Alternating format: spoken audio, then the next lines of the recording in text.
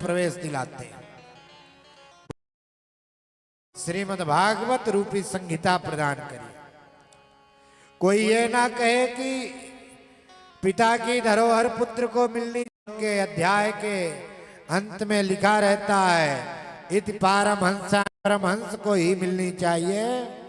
ये समझ करके श्री व्यास जी महाराज ने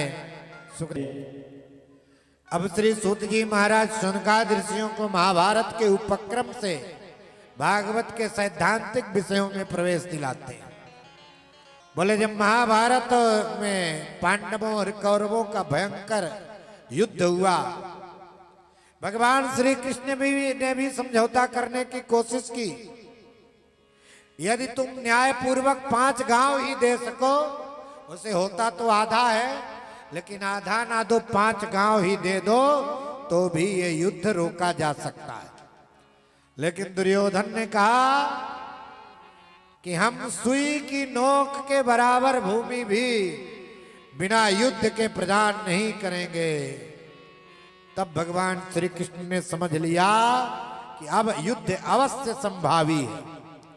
और ध्यान दीजिएगा, जब एक भाई दूसरे भाई को मूर्ख समझने लगता है, कमजोर समझने लगता है, तभी भाई भाई के बीच में युद्ध की संभावना बनती है।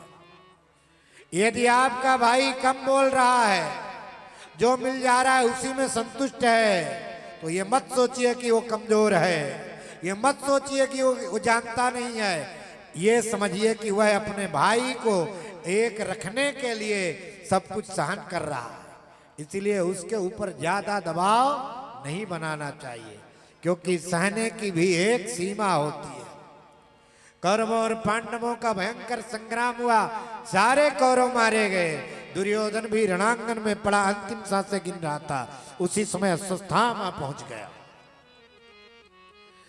भवनोरुदंडे धृतराष्ट्र पुत्र